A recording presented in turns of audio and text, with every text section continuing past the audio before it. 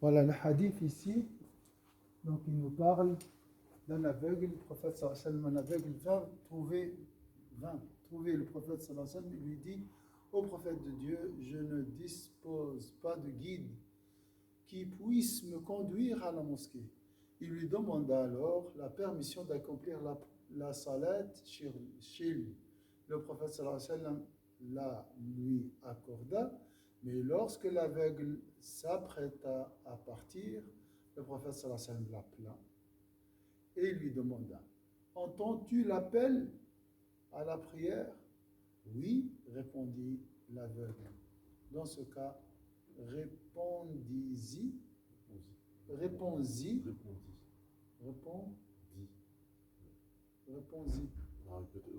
réponds-y,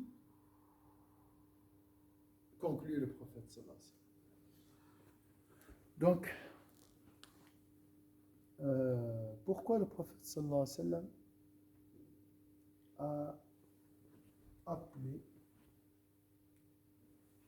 Donc, comprendre tout d'abord le hadith. Qu'est-ce que vous avez compris de ce hadith? Alors, avant de parler des mérites ou de la valeur, juste l'histoire, répétez juste l'histoire. Une personne aveugle qui ne pouvait pas aller faire la prière parce qu'il était aveugle. Oui. Et il demanda la permission au prophète de pouvoir faire la prière chez lui. Oui. Au lieu d'aller à la mosquée. Oui. Et le prophète lui a demandé: Entends-tu l'adhan? Oui. Entends-tu l'appel à la prière, exactement. Il a dit oui, donc il doit y répondre. Donc tu n'as pas besoin de guide pour la prière. Oui. Tu n'as pas besoin de quelqu'un qui t'amène, parce que si tu entends, tu entends l'adhan, tu réponds. Et tu trouveras le guide, tu seras guidé. Donc, qu'est-ce qu'on peut comprendre ici? Nous avons un aveugle. Quels sont les mérites de la prière à partir de ce hadith?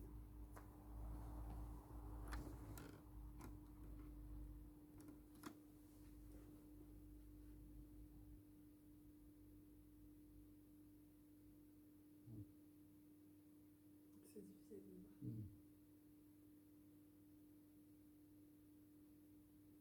Pourquoi c'est difficile?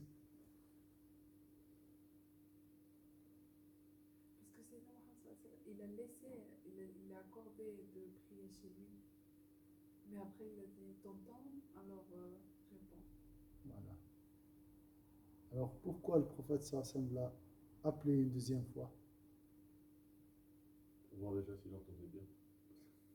Oui. Mais aussi pour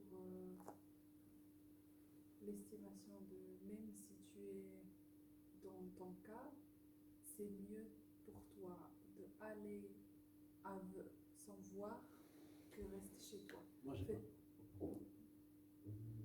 La protection, en fait, on va dire, pourquoi il ne va pas aller à la mosquée? Parce que il peut l'arriver quelque chose, il peut tomber, il peut aller quelque part d'autre. Mais le prophète voit khayr d'aller à la mosquée que rester chez lui pour éviter tous ces dangers. Donc, même si tu as un empêchement majeur, comme l'aveuglement, hein, on dit, même en cas d'empêchement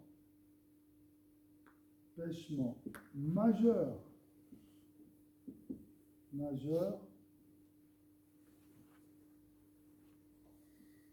tu dois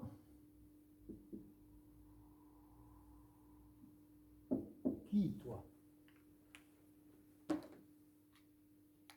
Tu dois aller à la mosquée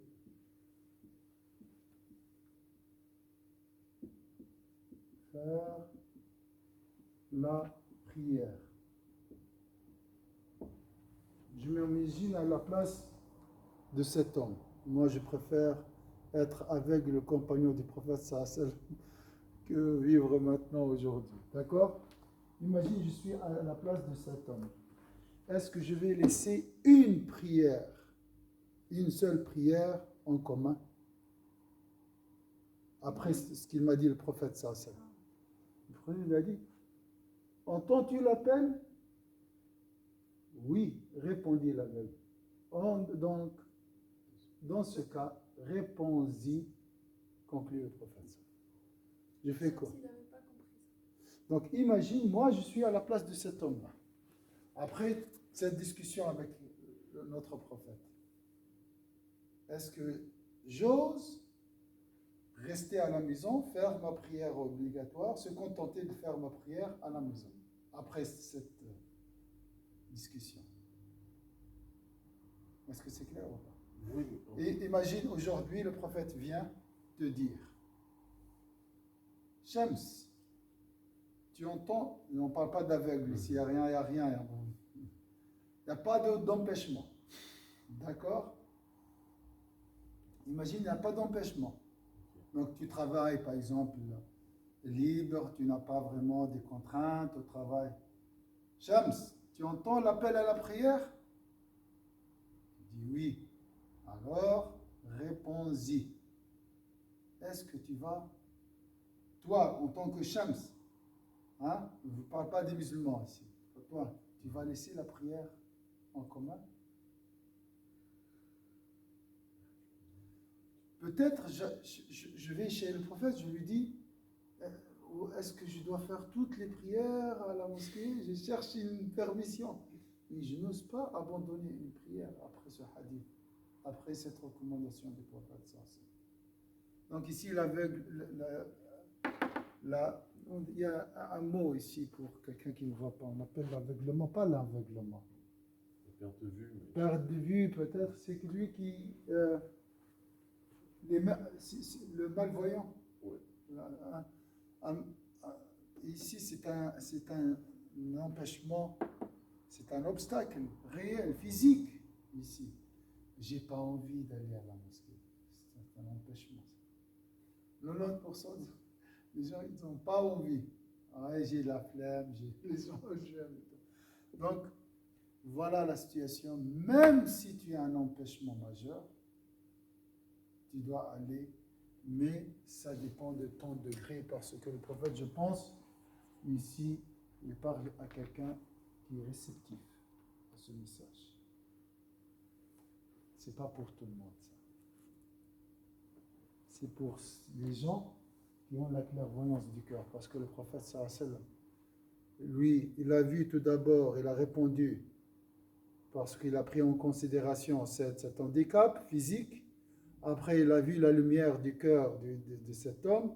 Il a su que grâce à cette lumière, il peut entendre l'appel à la prière. Ce n'est pas aussi lui physique, lui du cœur. Et il sait que cet homme ne délaissera jamais une prière. C'est pour ça qu'il lui a ordonné de faire la prière en groupe. Donc ça, je pense, c'est vrai pour cet homme. Pas exclusivement, mais surtout. Oh non, là, cher. Heureusement que vous nous expliquez, parce que, par exemple, moi, j'aurais pas du tout compris ça. Oui. J'aurais entendu, est-ce que vous entendez l'adhan? En gros, l'appel à prière. Dans ce cas, réponse-y, c'était, j'autorise que tu fasses chez toi, mais au moins, quand il y a des choses qu'on dit, quand il y a l'adhan, on doit répondre verbalement. Oui. Je pensais que c'était ça, en fait, moi. Ah, réponds-y à la prière. Ah. Réponds-y, en fait, à l'appel. C'est-à-dire... Non, à l'accomplissement de la prière. C'est pour ça, quand on dit réponds-y, je pensais que c'était en fait juste à l'adhan. Subhanallah. Barakallah fik pour cette question. Non, tu réponds à l'accomplissement à la prière. Donc, il y a deux choses aussi. Cet homme, il habite près de la mosquée. Il entend l'appel, ça aussi.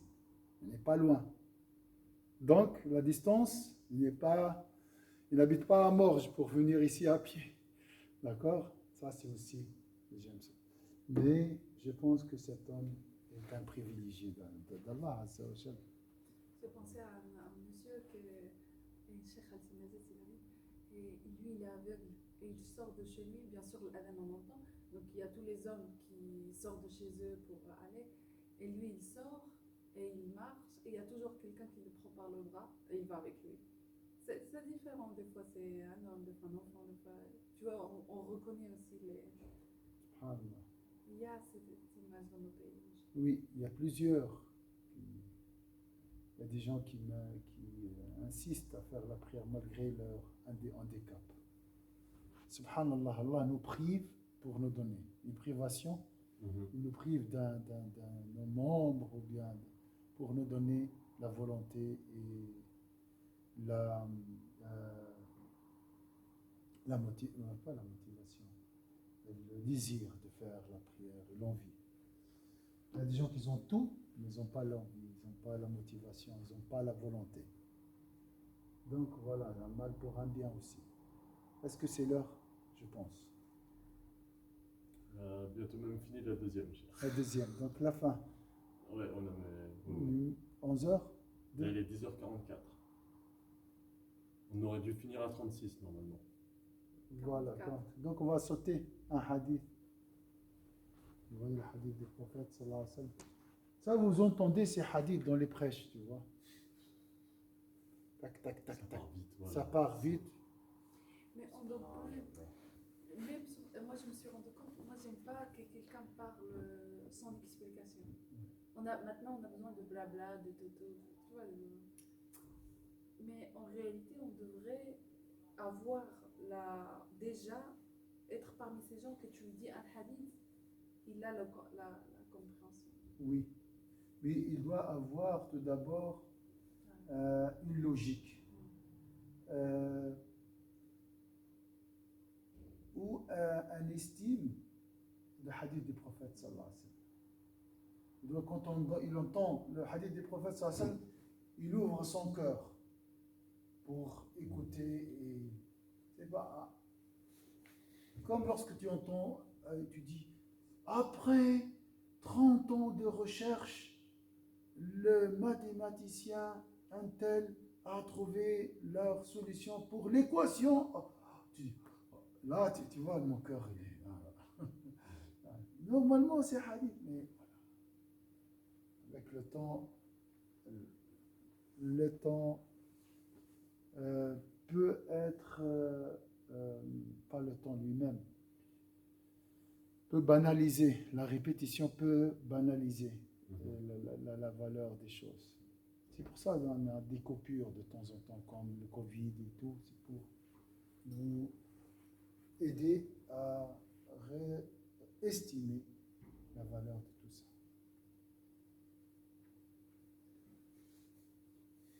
Une photo, cette fois, n'oublie pas. Merci. Attends, je passe.